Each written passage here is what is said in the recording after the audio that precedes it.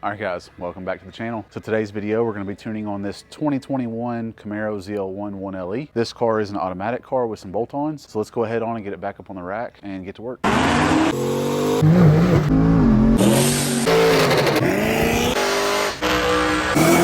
right, let's go ahead on and look under the hood. This car is a pretty color.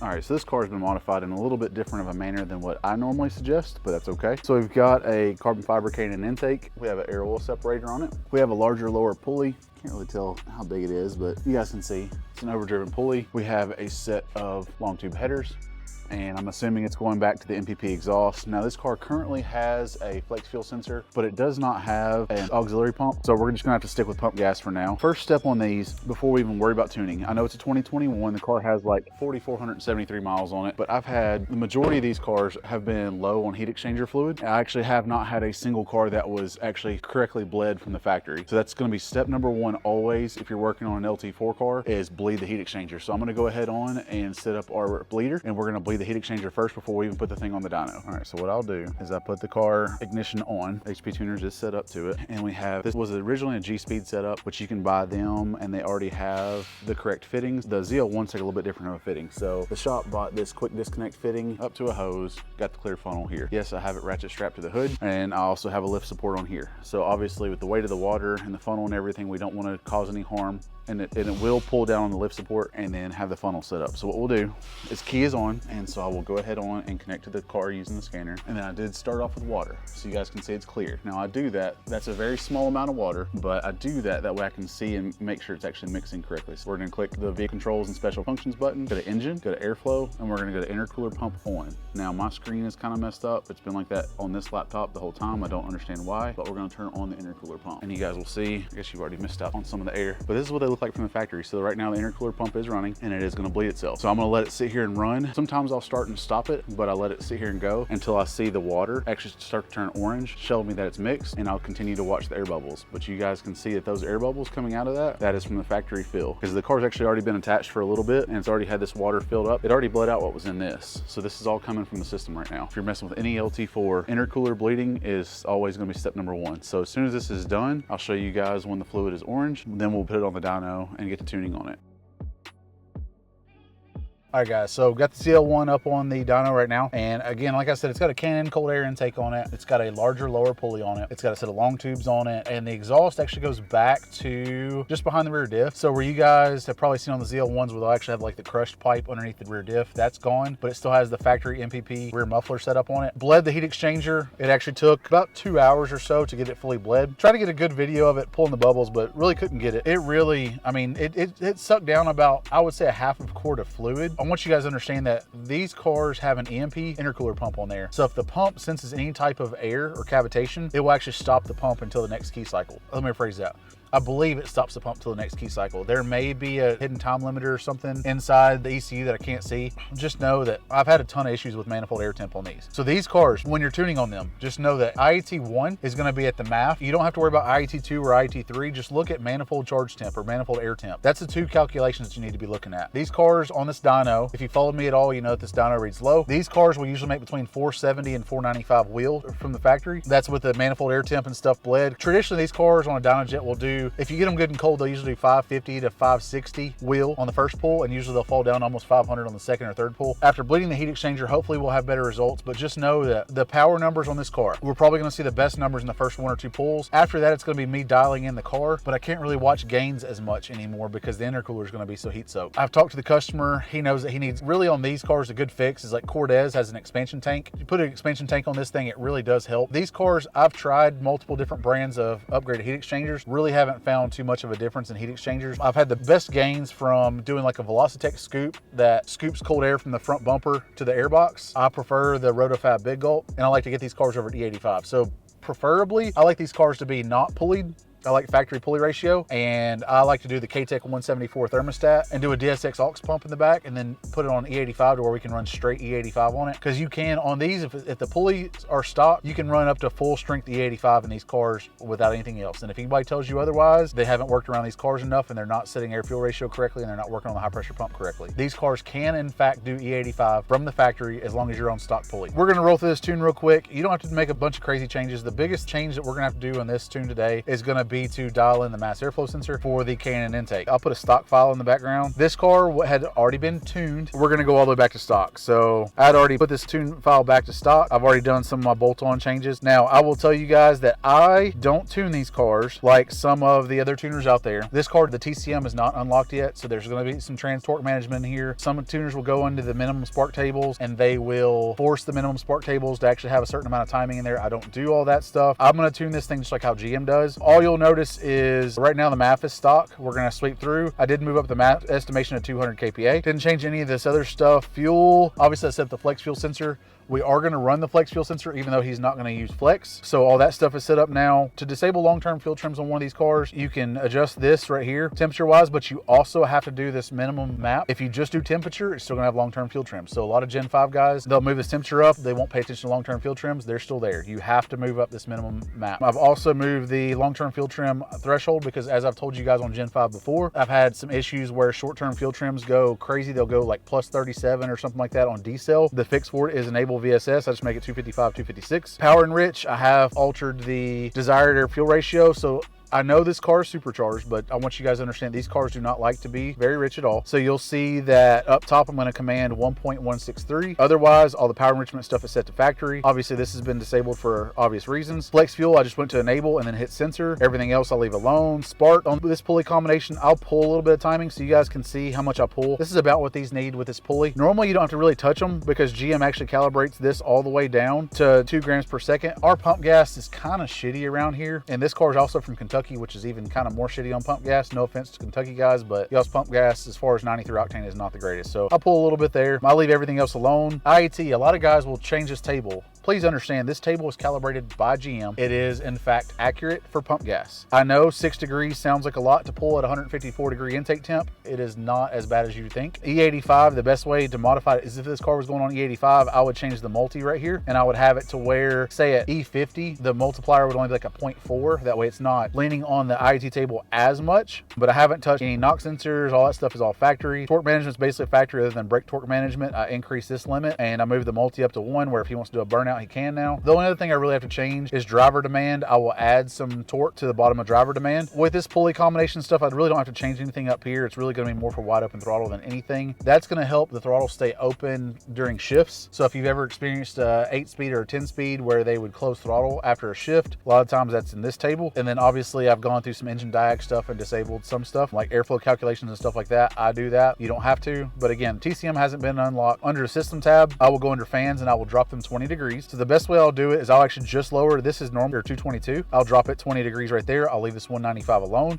because these cars from the factory have a 194 degree thermostat. And then I'll just go under here. A lot of guys will modify this table. I just modify the axis. I just subtract 20 degrees off the axis and that brings everything in line. So I made that change. AC, I went ahead on, and if you've watched my video on that, I've made the change to where the AC will disable at wide open throttle. Otherwise, this tune is basically stock. So we're gonna be dialing in the MAF, but what I'm gonna do is I'm gonna just add 10% across the board to the MAF.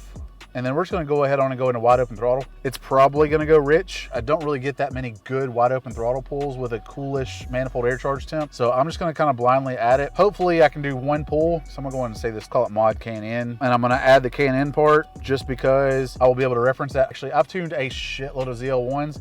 I don't think I've ever tuned this K&N intake like this. I would say 95% of my cars have a Rotofab big gulp on it. So we're gonna load this file in. I'm hoping it's gonna be a little bit rich. I will obviously lift. If it's not, we'll go straight into a pull. So the dyno is set up for 3,000 to 6,500. Low octane table is still active, so knock sensors can still do what they need to do. This car should be 100% safe to go on and do a rip. Loading the tune file in right now. I'll go on and set up the camera outside and we'll do a pull. Pump gas ZL1, I'm gonna heavily watch tailpipes and watch for puffs. We're probably gonna see some puffs because the knock sensors, it's almost like the learning is a little bit slower, but it's probably gonna knock on the first 1 or 2 pulls. I'm not concerned. Again, the knock sensors are gonna be able to do their job. So I'm gonna rely on GM doing their job to make sure that I'm doing my job okay. So I hope that makes sense. It may be against what some of you guys are thinking. Some of you guys may want to just go on and pull all the timing out of it and then work your way up. I don't like to do that. This car's close enough to stock where I shouldn't really need much of anything. So anyways, I'm gonna hop out, set up the camera, and we'll get to doing our first pull. All right, now some of you guys may be asking me about peak torque. I see a lot of guys blindly modifying peak torque. You can just watch your engine torque table and know if peak torque is actually limiting it or not. So if you want, in the members only side, I can go on and show you, but I actually calculate peak torque to where I actually have a table that will tell me plus or minus what peak torque is. That way I know if I need to make a change or not. So I'm gonna go ahead on and make sure long-term fuel trims are 0, and they are. And so far closed loop looks okay-ish. It may be pulling out a little bit of what I put in there, but totally cool with that. So I'm gonna disable StabiliTrak, and we're gonna do 6 gear pulls on this car. So unless this car goes leaner than like 0.88 Lambda, I'm not gonna be concerned, and I'm gonna continue the pull.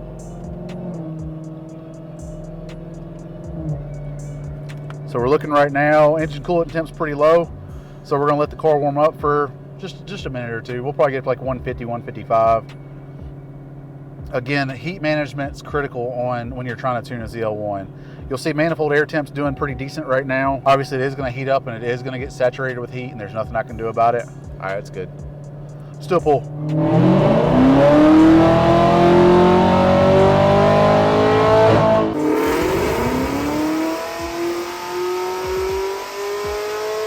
So we were rich, but we weren't terribly rich. Change the color on this, change it to the teal. I haven't done that on all my settings. Still not 100% used to people watching me. And you guys can see this is my peak torque calculation. So this tells you how far off we are. So right now peak torque is actually showing that at 6,200, we're 239 foot-pounds of torque high. So we could actually pull a bunch off of peak torque if we wanted to. Boost-wise, 185 kPa. I'm not sure if you guys remember, but 185, we just subtract atmospheric and we're at 12.3 pounds. So we were 12.3 pounds, 18.5 degrees. We had no knock anywhere. So let's get out and see what kind of power it made. All right, so first pull, it made 561.6 horsepower, 510 foot-pounds of torque. This is the uncorrected number, so 571, 518.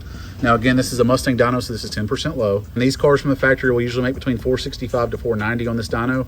So we're up like 50-ish, maybe 60 horsepower over stock, which is always good. As you guys saw in the data log, the car was a little bit rich, so we're gonna pull a little bit of fuel, but I do anticipate this power number going down basically from every pull here on out, because the intercooler is going to get heat soaked. Again, the whole point of tuning this is just make sure the car is dialed in as good as we can with what we have. So let's jump back in the car and make a revision. So looking through the log, manifold air temp stayed good. Injector pulse width looks good. Let's look at injection timing. Injection timing looks good. Ignition timing looks good. Everything looks happy, honestly. I'm gonna pull this fuel off. You guys can see that I'm roughly, ended up like roughly like 5% rich. As y'all saw, I just blindly threw 10% at it because I don't know this cold air. So we can pull a little bit of that fuel off. Also, what I'm gonna do, barrel actually looks pretty good. So the intake doesn't look like it's too much of a restriction. Driver pedal torque looks good. Now you guys will see we're at the trans limit right here. That is okay. It's not, the trans limit, what I've noticed on these doesn't really affect them too bad. We're pretty much at commanded ignition timing. Boost is there, throttles is staying open. So everything's looking pretty solid. So I'm gonna go ahead on and pull some fuel off the MAF, which will actually,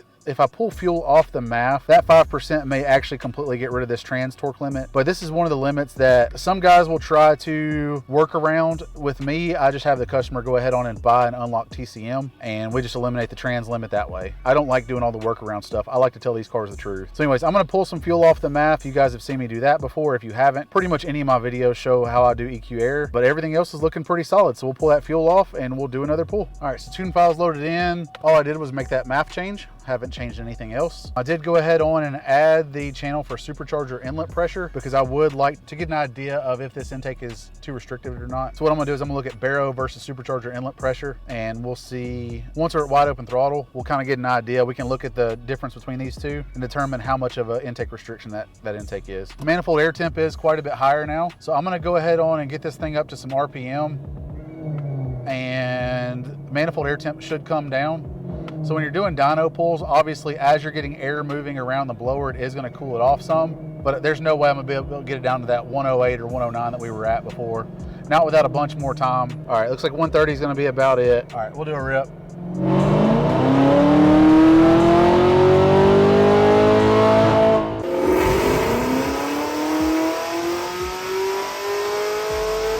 So knock sensors were showing up a little bit that time. Again, that's manifold air temp is warmer. That's just the nature of the beast. You guys just have to understand that that is how these cars are supposed to operate. So This car is going to look at manifold air temp, and it's going to look at this timing, and it's going to learn itself slightly down to the low octane table. That is how these cars are supposed to function, and so I do not alter that. Now, some guys will, they'll alter knock air mass, and they'll just make the low octane table the same as high octane, and I just don't do that. I want this customer to be able to get in this car and beat the hell out of it however he needs to, and know that the car is completely safe. But you guys will see we were much better on commanded versus actual. We were pretty damn close on open loop fueling. So let's get out and see what kind of power it made. I am going to anticipate, I'm going to say it's probably down 15 to 20 horsepower, but we'll see. All right, so the car actually duplicated power again, 561.6 horsepower. Now torque come up. Now some guys may be wondering why torque come up, and that's just because of traction. If you've ever watched this dyno before, usually the first pull I'll have a massive traction loss. So it only had like 510 foot-pounds before. There was no change that really added this power. This is literally just traction. So what we're gonna do is we're gonna go ahead on and we're gonna pull up the trace, and I'm gonna add the first pull to this. All right, so you guys are gonna see the traction difference. So the lighter red is gonna be the pull we just did. So all that's just traction loss, but right here is where the car starts to catch up. So you guys will see, this is where the car pulled timing. So if you notice in the video, how we actually had some detonation. Now, as I've explained to you guys before, I leave all the factory learning abilities in the car. So this car is going to actually want, because that manifold air temp, it's going to pull itself down to the low octane table a little bit. It's going to use a multiplier to bring itself down. So those little puffs that you saw and that little bit of knock you saw in the data log, that's this right here, and that's why the car was down on power.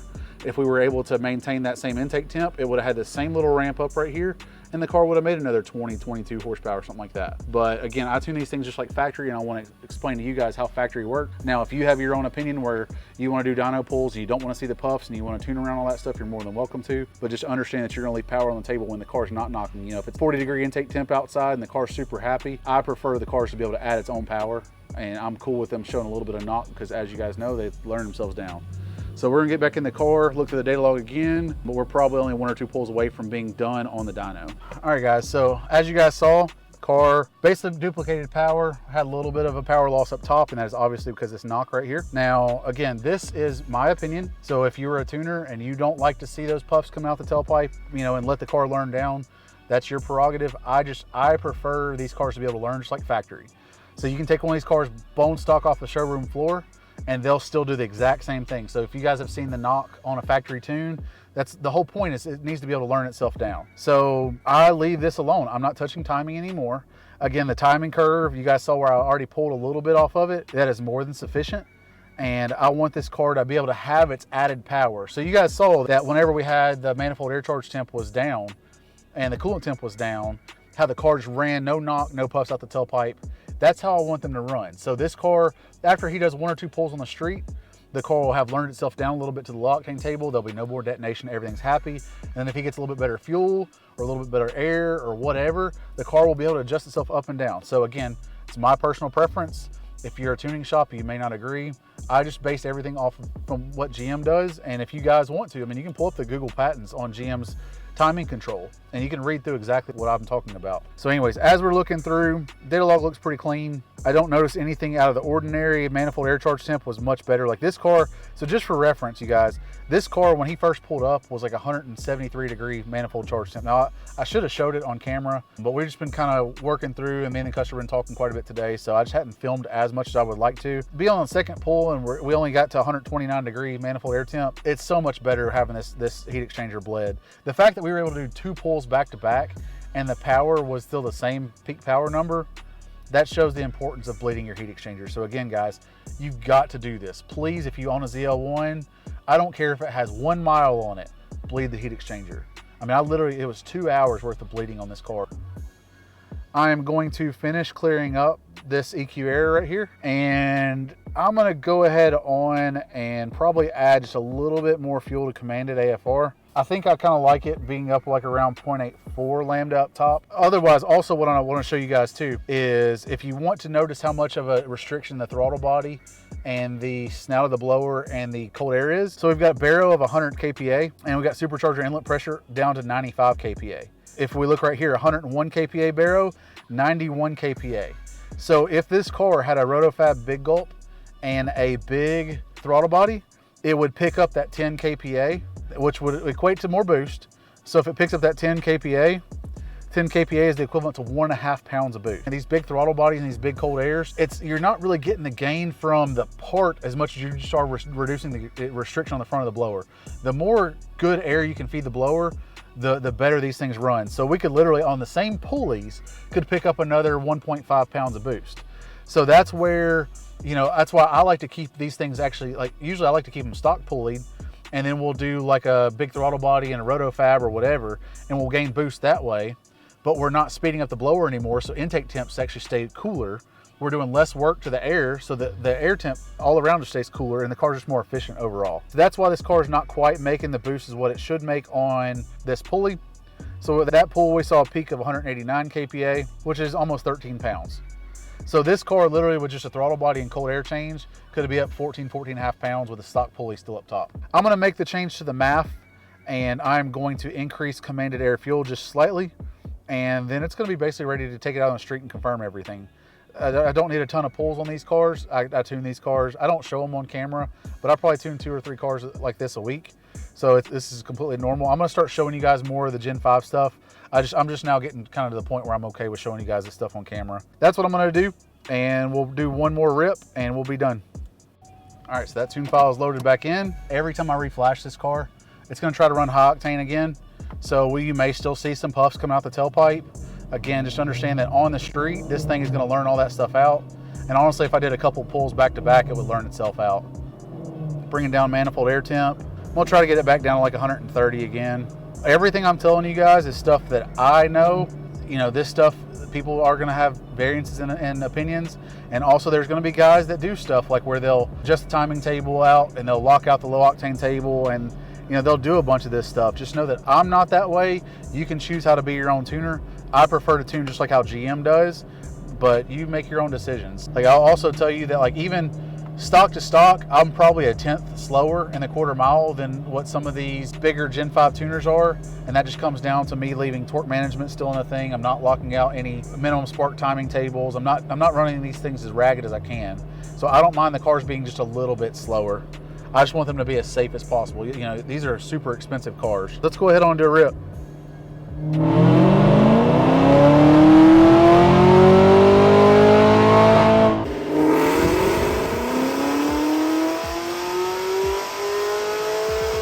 I was pulling timing still. I don't know if it's gonna pick up any power at all. Everything else looks pretty clean though. So let's get out and see what kind of power it made. It may have picked up some.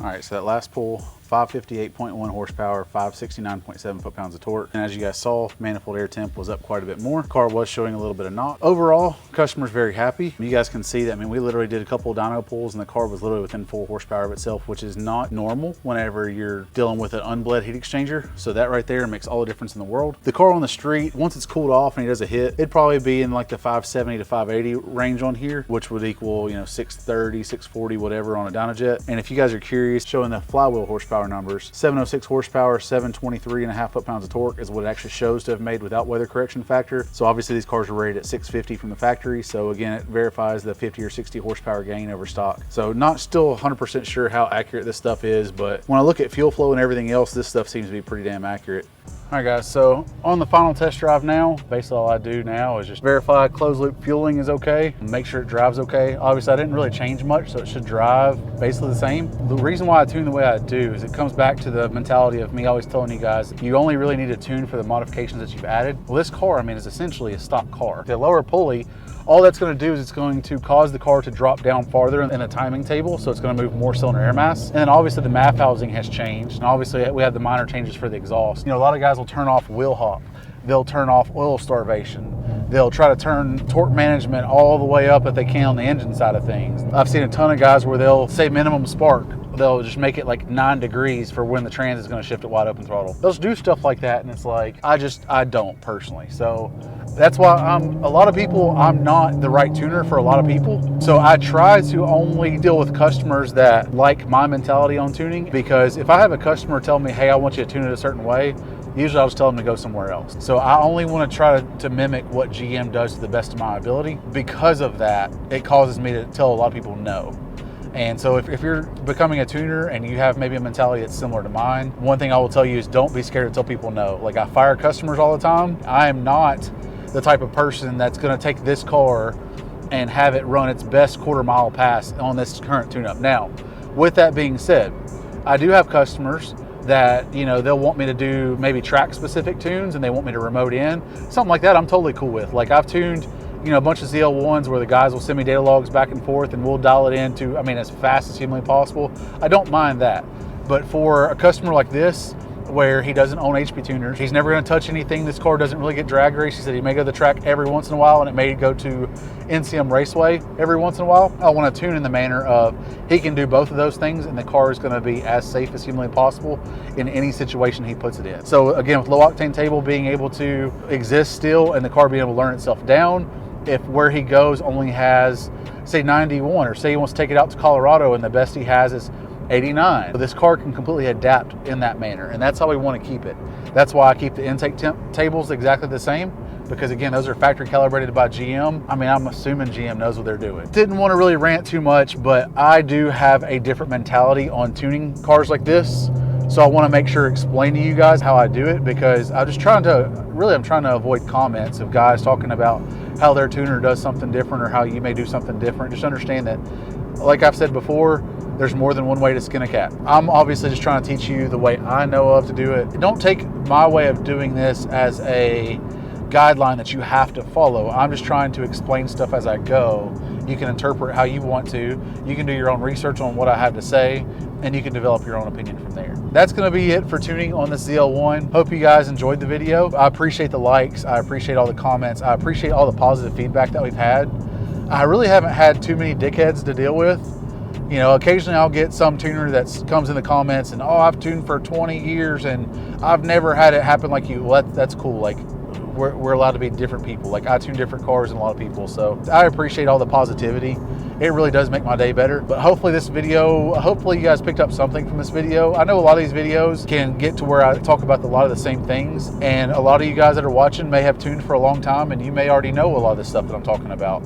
So I just try to bring in content. I try to bring up stuff that I see on a day-to-day basis that may help you guys. Membership links are always down in the description of the video. So if you guys want to join the membership and you want to watch some of my members only videos, you're more than welcome to. Again, you have to be silver support and above to see the videos. As always, HPtuners MPVI 3s, the AEM Widebands, and the Greg Banish tuning books are also linked down the bottom. So if you guys want to check those out, you're more than welcome to. But otherwise, I will see you guys tomorrow.